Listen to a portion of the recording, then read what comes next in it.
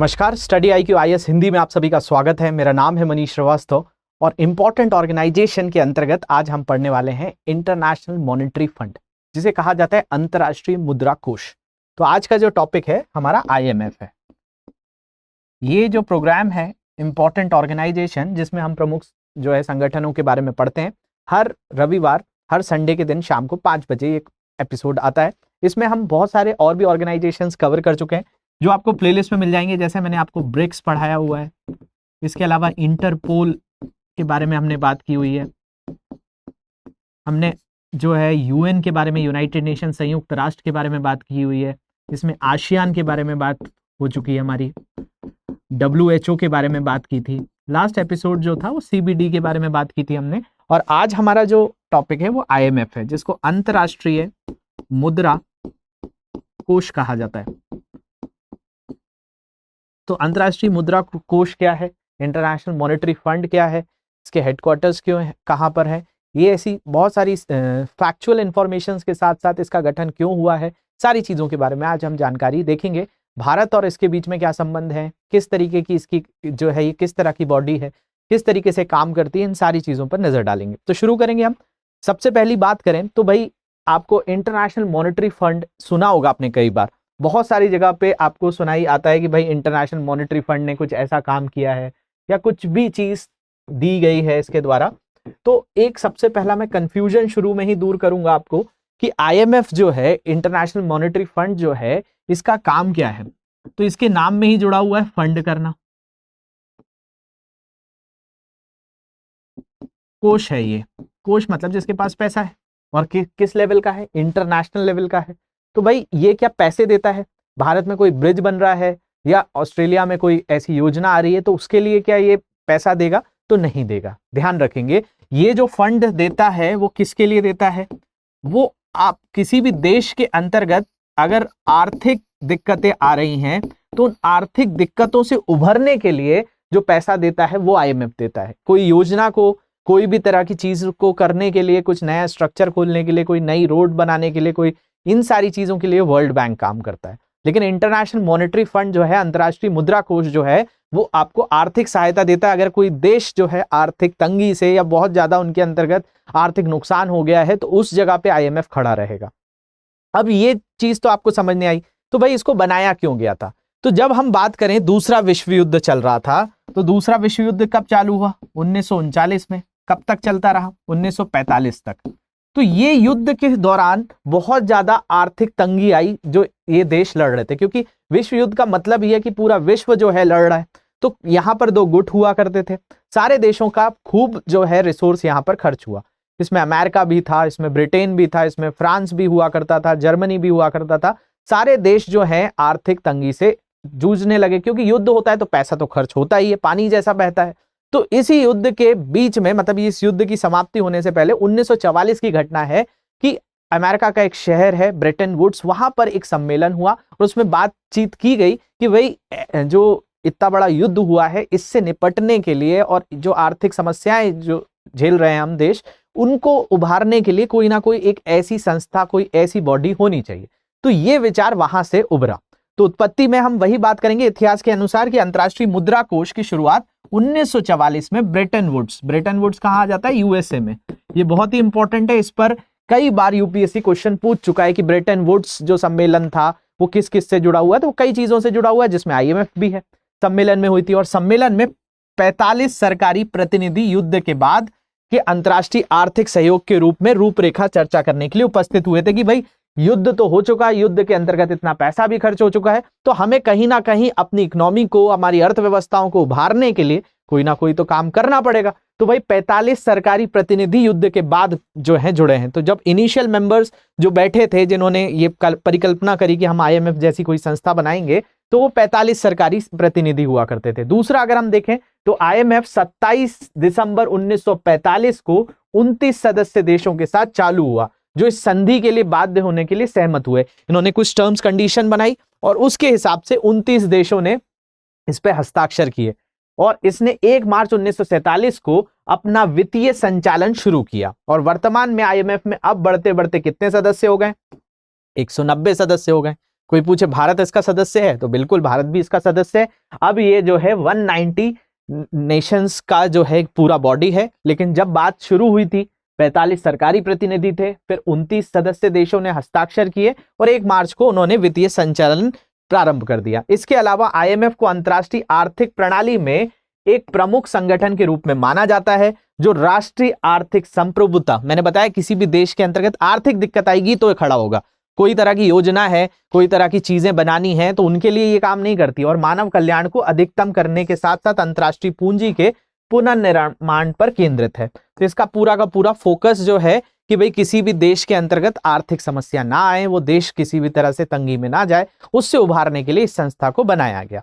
तो ये जो रीजन था वो वही था, क्यों बनाया गया, क्योंकि विश्व युद्ध के बाद इतना पैसा खर्च हुआ और जो देश थे वो चाहते थे जल्दी से जल्दी उभरना, तो उन्होंने ये संगठन बना दिया।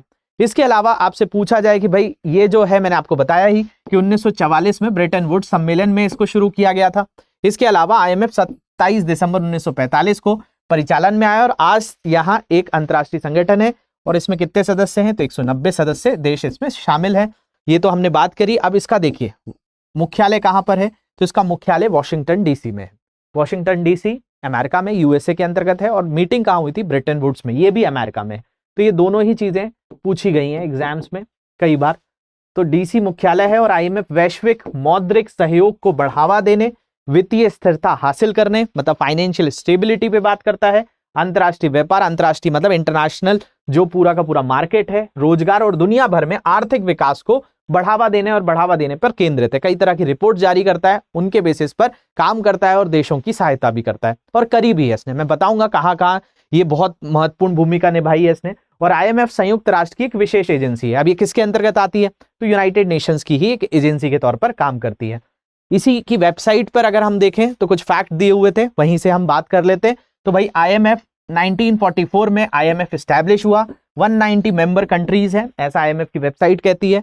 150 देशों के नेशनैलिटी अमंग स्टाफ है, मतलब देखिए IMF एक संस्था है तो इसमें कई लोग काम करते होंगे, तो बताया जाता है इसमें 150 देशों से ज्यादा इस IMF संस्था के अंतर्गत लोग हैं। इसके अंदर 24 एग्जीक्यूटिव डायरेक्टर्स हैं जो 190 देशों को जो है रिप्रेजेंट करते हैं। अगर हम लैंडिंग फैक्ट्स की बात करें, ये कितना पैसा दे चुकी है, तो इसने 1 ट्रिलियन से ज्यादा अमाउंट अवेलेबल है लैंडिंग के लिए। इसके अलावा 34 करंट लैंडिंग अरेंजमेंट्स इनके चल रहे हैं। 76 जो है कंट्रीज हैं जिनको इमरजेंसी पेंडेमिक फाइनेंसिंग इसने की है, भारत भी है। इसके अलावा $303 मिलियन को अगर हम बात करें तो technical advice, learning, technical support, ये सारी चीजों में IMF खड़ा हुआ है। इसके अलावा उद्देश्य क्या है, तो उद्देश्य तो मैंने बताया किसी भी देश को आर्थिक तौर पर मजबूती प्रदान करना और वैश्विक स्तर पर ये जो है जितने भी सदस्य देश हैं उनका साथ देना। तो वैश्विक मौद्रिक सहयोग को बढ़ावा देना, दूसरा वित्तीय स्थिरता सुनिश्चित करना कि फाइनेंशियल स्टेबिलिटी रहे, तीसरा अगर हम बात करें तो अंतर्राष्ट्रीय व्यापार और सतत आर्थिक विकास, मतलब सस्टेनेबल इकोनॉमिक डेवलपमेंट पर भी ध्यान देना कि भाई धीरे धीरे ग्रोथ हो, ऐसा ना हो कि आज ग्रोथ हो पीछे की ग्रोथ जो है पानी में चली जाए, और दुनिया भर में गरीबी को कम करना, तो बेसिकली पॉवर्टी को इरेडिकेट करना, ये भी इनका काम है।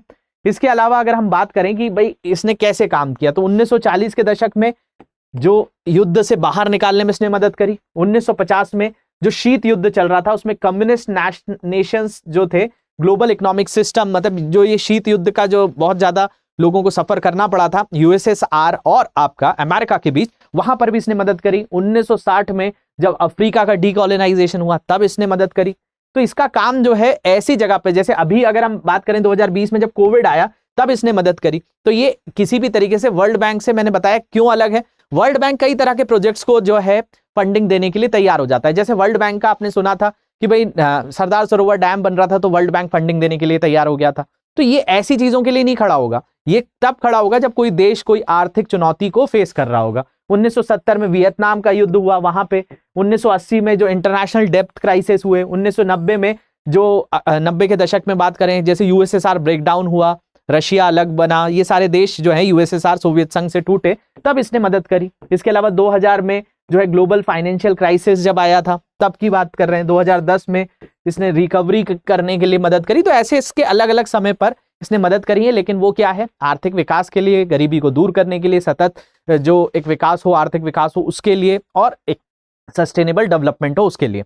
इसके अलावा इसके अंतर्गत कुछ निकाय भी काम करते हैं। इसका एक काम जो है नियामक कार्य है, नियामक मतलब एक डायरेक्शनल वर्क है इसका, कि आईएमएफ एक नियामक निकाय के रूप में कार्य करता है और समझौते के लेखों के नियमों के अनुसार पूरी तरह से चीजें मॉनिटर करता है, कि मतलब जैसे सारे सदस्य देश हैं तो वो उनकी बातें मान रहे हैं या नहीं मान रहे हैं, इस पर भी फोकस करता है। और ये विनिमय दर नीतियों के लिए आचार संहिता और चालू खाता लेन देन के लिए भुगतान पर प्रतिबंध लगाने पर भी ध्यान केंद्रित करता है। अब देखिए, कोई फंड देता है किसी देश को तो भाई उससे किस तरीके से, किस नॉर्म्स पे दिए जा रहे हैं, कितना कोटा किस देश को दिया गया है, इसमें करेंसी भी चलती है जिसको एसडीआर कहा जाता है। तो ये सारी चीजों के ऊपर पूरा का पूरा, मतलब इसकी जो कार्य प्रणाली है, इसके जो रूल्स रेगुलेशंस हैं, वो सारे देश मान रहे हैं, जो सदस्य देश हैं वो उस पर अप्लाई हो रहा है कि नहीं, उन चीजों को पूरी तरह से नियामक कार्य भी करता है, मतलब एक मॉनिटरिंग बॉडी की तरह भी काम करता है।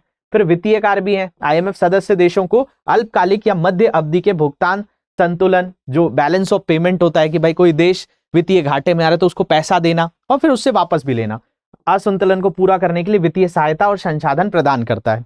इसके अलावा परामर्शी कार्य भी है इसके।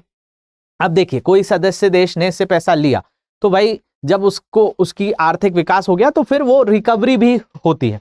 परामर्शी कार्य भी होते हैं, कई तरह के एडवाइजरी भी है। आईएमएफ सदस्य देशों के लिए अंतर्राष्ट्रीय सहयोग का केंद्र है, कई रिपोर्ट्स निकालता है, उनके बेसिस पे कहता है कि भाई आपके देश में ये चीज है, आपकी देश में भुखमरी आ रही है, आपके देश में जो है एम्प्लॉयमेंट का इशू है, तो आप इस चीज से उभारिए। तो जो परामर्शदाता है और तकनीकी सहायता के लिए स्रोत के रूप में भी कार्य करता है। तो टेक्निकल नॉलेज भी देता है, इसकी कुछ रिपोर्ट्स भी हैं जो कौन कौन सी इश्यूज होती हैं।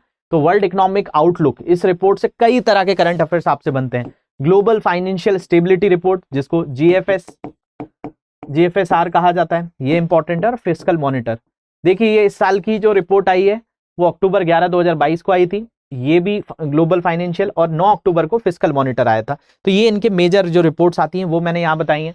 इसके अलावा भारत और आईएमएफ की बात करें तो क्या भारत इसका सदस्य है? तो मैंने शुरू में ही बताया, भारत इसका जो है सदस्य है। और कब से सदस्य है? तो भारत इसका जो है संस्थापक सदस्य है, ये याद रखेंगे। और भारत का जो केंद्रीय वित्त मंत्री होता है वो आईएमएफ के बोर्ड ऑफ गवर्नर्स में पदेन गवर्नर है, मतलब वहां का गवर्नर है, एक्स ऑफिशियो गवर्नर कहलाता है। तो कौन होगा? तो भारत का जो भी वित्त मंत्री होगा, जैसे अरुण जेटली थे तो अरुण जेटली भी थे, मनमोहन सिंह जब थे तो वो भी इसके गवर्नर रहे होंगे, और अभी निर्मला सीतारमन है तो निर्मला सीतारमन भी इसकी पदेन गवर्नर हो गई। इसके अलावा प्रत्येक सदस्य देश में एक वैकल्पिक राज्यपाल भी होता है, और भारत का वैकल्पिक गवर्नर आरबीआई का गवर्नर होता है, मतलब शक्तिकांत दास जी हो गए यहाँ पे। भारत के लिए कार्यकारी निदेशक भी है जो आईएमएफ में देश का प्रतिनिधित्व करता है, तो हर देश की तरफ से जाता है, तो हमारी तरफ से भी है। इसके अलावा आईएमएफ भारत का कोटा, अब देखिए यहाँ पे कोटा सिस्टम चलता है। कोटा सिस्टम का मतलब क्या है कि भाई आईएमएफ जो है, आईएमएफ में कोई भी जैसे कोई सदस्य देश है तो उस सदस्य देश की वोटिंग क्या एक के बराबर होती है? मान लिया जाए कि भाई 190 देश हैं और 190 देशों में 145 देश किसी एक जगह पर कोई बात कह रहे हैं, तो उनका दबदबा ज्यादा होगा या जो बचे हुए देश हैं उनका दबदबा ज्यादा होगा? तो आप बोलेंगे कि कोई भी चीज जो होती है मेजोरिटी के बेस पे होती है। भारत में अगर इलेक्शन हुए हैं, कहीं पर 500 सीट पे इलेक्शन हुए हैं, तो जो 251 सीट पर जीत गया है उस पार्टी को हम जीता हुआ मानेंगे। लेकिन आईएमएफ में ऐसा नहीं होता, यही चीज समझिए। हर देश के कोटे बंधे हुए हैं। कोटे के मतलब कि भाई जो देश इसको जितनी वित्तीय सहायता देता है उसको उतना परसेंटेज मिलता है, और उस वोट शेयर का वैल्यू उतना ही होता है। मान लिया जाए कि भाई आपने 10 लोगों का एक ग्रुप बनाया, अब उस 10 लोगों के ग्रुप ने एक कोई क्लब चालू किया कि क्रिकेट क्लब ही खेलना चालू किया। अब उसमें जो डिसीजन है वो 10 लोगों के बराबर नहीं होंगे। मान लिया जाए किसी एक व्यक्ति का उसमें 50% शेयर है तो उसकी वोट की कीमत 50 होगी, और किसी का अगर 0.1 है तो वो अगर 2 लोग भी हैं तो उनकी वैल्यू कम होगी। तो ऐसा ही है, जैसे अमेरिका का वोट शेयर ज्यादा होता है। अब भारत का कोटा जो है एसडीआर में कितना है? तो 13,114 मिलियन है, जो भारत को 2.76 की हिस्सेदारी देता है। तो भारत कहीं वोट करेगा तो भारत के वोट की कीमत 1 नहीं होगी, भारत की 2.76 होगी। लेकिन अगर चीन करेगा तो उसकी ज्यादा होगी, अमेरिका की ज्यादा होगी, क्योंकि वो वित्तीय सहायता अलग अलग देते हैं। तो भारत का कोटा इतना है। इसके अलावा ये भारत को संगठन में 8वां सबसे बड़ा कोटा रखने वाला देश बनाती है। तो ये पूरे अगर हायरार्की आप खोलकर देखेंगे तो भारत उसमें 8वें आता है, बाकी वेस्ट का जो है दबदबा है। तो इस पे कई बार आलोचना भी होती है कि इस पे जो पश्चिम के देश हैं उनका दबदबा ज्यादा है, भारत और बाकी जो छोटे देश हैं उनके तो शेयर भी कम है और उनका कोटा भी कम है। तो ये बात भी आती है। इसके अलावा 2000 में भारत ने आईएमएफ से लिए गए सभी ऋणों को पुनर्भुगतान भी पूरा कर दिया। तो भारत ने सारी चीजें लौटा दी हैं। अब सहायता देने के लिए भारत खड़ा रहता है, लेकिन अब भारत आईएमएफ में एक योगदानकर्ता के रूप में जो है एक सदस्य है, और IMF की कई तरह की रिपोर्ट्स के हिसाब से भारत कई तरह के स्टेप्स भी लेता रहता है। तो ये एक अंतर्राष्ट्रीय लेवल पे आर्थिक चीजों की मॉनिटरिंग भी करती है, सजेशंस भी देती है, ट्रेनिंग्स भी देती है और जरूरत पड़ने पे फंड भी देती है, लेकिन जरूरत पड़ने पर। तो ये जो है कंटीजेंसी फंड जैसा है भारत का, वैसा काम करती है। कंसोलिडेटेड फंड ऑफ इंडिया पे ये पूरा बेस्ड नहीं है, मतलब संचित निधि के अनुसार नहीं है। ये हमारे लिए जो है बोला जाए कि कभी जैसे भारत में कहीं डिसास्टर कुछ हो गया, मतलब कोई आपदा आ गई, तब जैसे भारत के अंतर्गत हम फंड का इस्तेमाल करते हैं, वैसे ही IMF भी काम करता है किसी देश को उसकी आर्थिक नीतियां सुधारने के लिए, आर्थिक तौर पर उसको उभारने के लिए। ये सारी चीजें IMF के कार्य हैं। तो होप चीजें आपको समझने आई होंगी। और भी कोई डाउट्स होंगे सोशल मीडिया हैंडल पे मुझसे जुड़ जाइए। लेक्चर की PDF ऊपर दिए गए टेलीग्राम ग्रुप से आप डाउनलोड कर लेंगे। और भी कोई तरह के इश्यूज होंगे तो कमेंट सेक्शन मुझे जरूर बताएंगे। Thank you very much for watching this. Have a great day. Hindi में UPSC की तैयारी से संबंधित प्रोग्राम्स को देखने के लिए सब्सक्राइब करें स्टडी IQ IAS हिंदी।